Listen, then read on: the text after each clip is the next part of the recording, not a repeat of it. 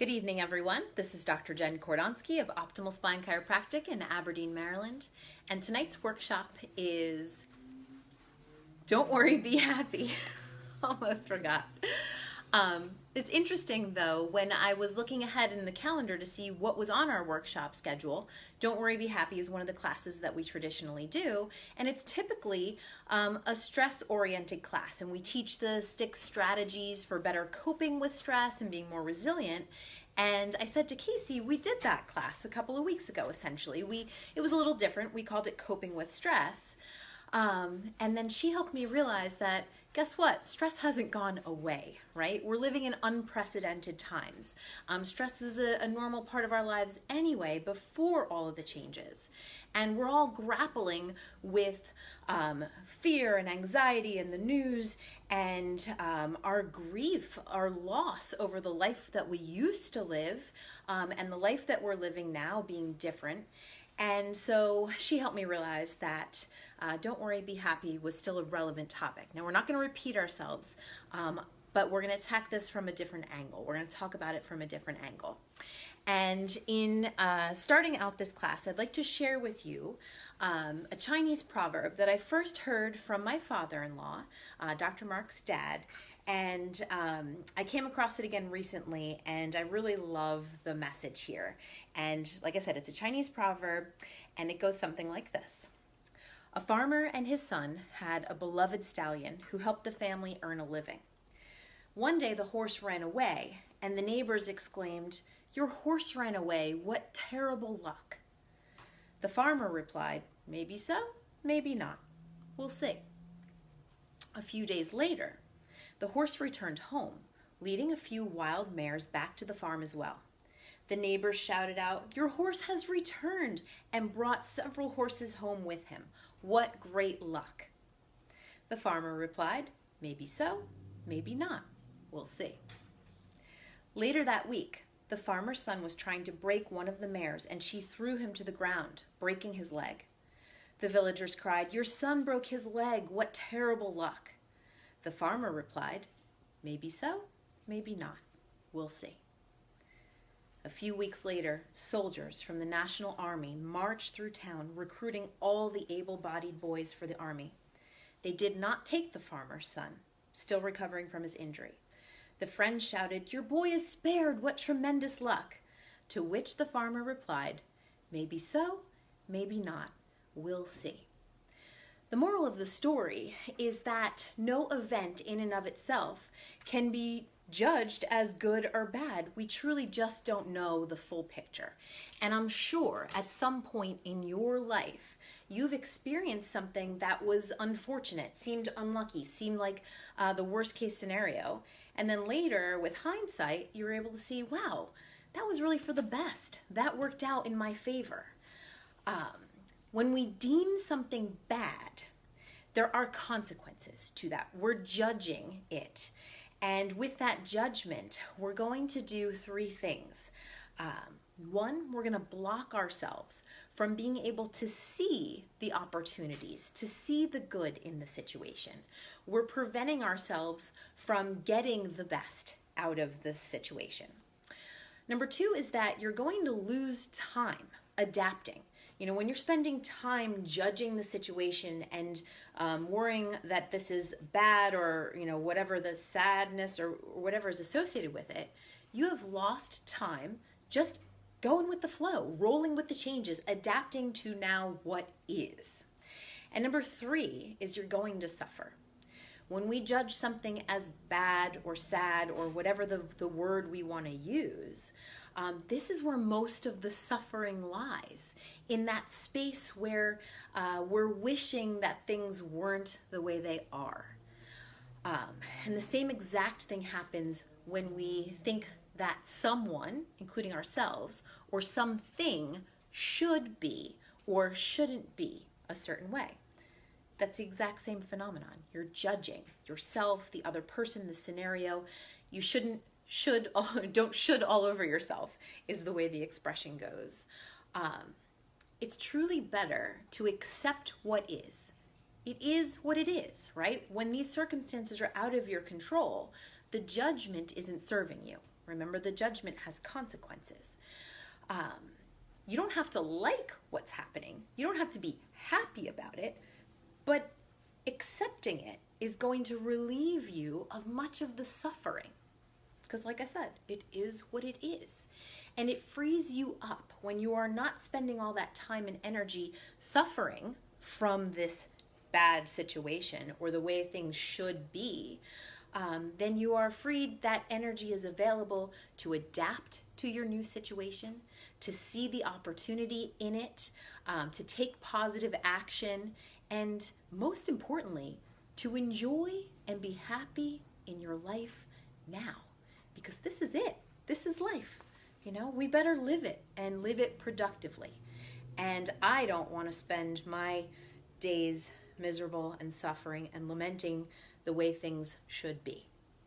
So, this is not something that comes naturally to most of us. This is a skill, learning to accept things as they are, learning to see the opportunities in things, is a skill that must be practiced. But the happiest and most successful people are willing to practice this skill every single day and apply the benefit to their lives. There's a few great resources that I often refer to, so you may have heard me mention. I love the book Zen and the Art of Happiness by Chris Prentice. And there's also a short little TED Talk by Sean Acker called The Happy Secret to Better Work. So Zen and the Art of Happiness, short little read, and The Happy Secret to Better Work, a short little TED Talk to watch. And then, of course, I'd love to have you refer back to the class that we did a few weeks ago, where we went through the 6 strategies, the skills, the habits that you can start implementing to build your resilience to stress, to start to look at the world this way. Again, like I said, it's a skill. It doesn't come overnight, but it's a worthy endeavor. Now, in that class, I briefly mentioned that chiropractic had a role in coping with stress. And I just wanted to take a few minutes here before we wrap up to dig a little deeper into that topic. Your spine is intimately related to your central nerve system. And that is your brain and your spinal cord, your spinal nerves, right? Your central nerve system runs the whole show. And your vertebra, your spine is intimately related to that. It is wrapping around it. There's information being passed through it.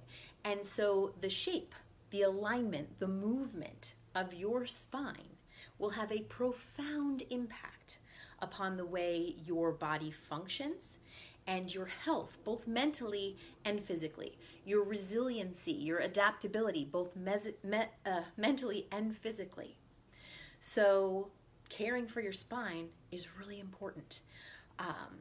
One way that the alignment of your spine impacts your adaptation and your responsiveness to stress is through the movement of the joints. Your brain is receiving information constantly about your body's location in space and how things are moving and aligned, right? So all of your joints send information to the brain. The spinal joints are especially richly innervated and sending lots of information to the brain all the time.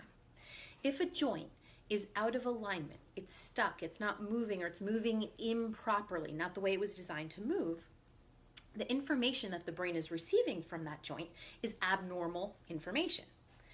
That's interpreted as a stress signal, essentially. Imagine that, a vertebra that's even just painlessly not moving ideally. Every step you take, every breath, that information getting to the brain is altered, and it's saying, something's not right. This is stressful. This isn't right. Help. And so the brain is perceiving that stress response, and it's producing stress hormones. In our article of the week, we mention a research article that was published back in 2014.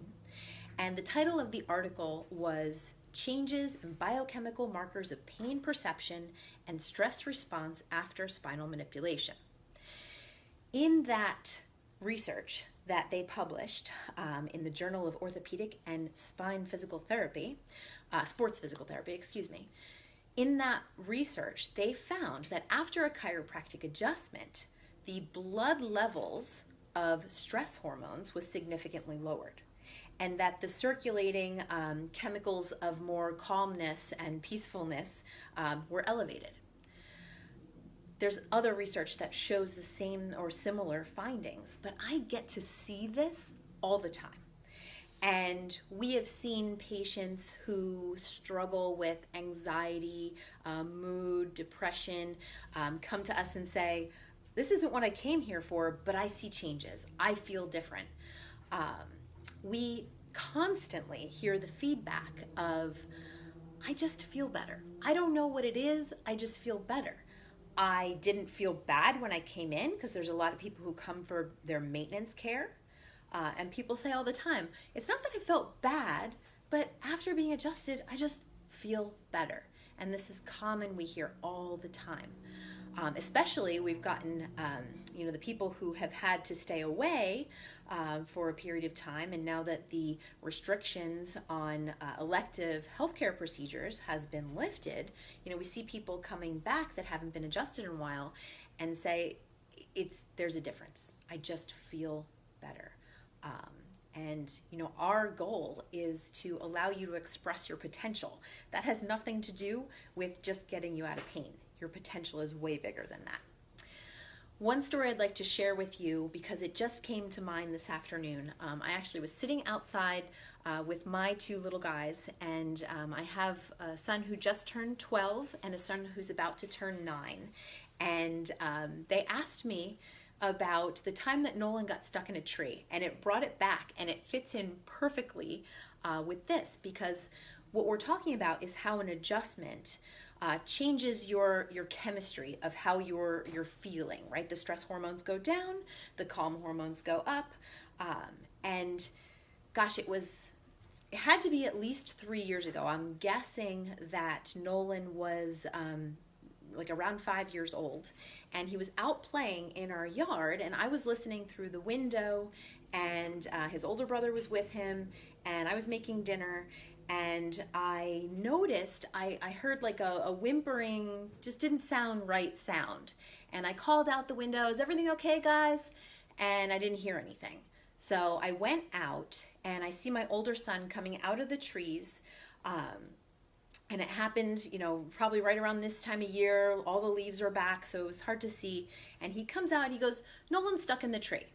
And he didn't sound like that, upset about it. So I was like, okay. And I was barefoot, and I go walking into the woods, and I'm saying, Nolan, and I hear him whimpering, Mom. And I look up, and through all of these leaves, I see just the little sliver of Nolan's fluorescent yellow shirt. And he is way high, way high. I freaked out. And he's going, I can't hold on, Mommy, I can't hold on. Needless to say, it was extremely terrifying. I knew that if he fell from that height, he was going to be seriously injured. I ran into I yelled at him to hold on. I ran into the garage. I dragged a ladder out. I was struggling to get the ladder up to the tree. And that's when Dr. Mark came home.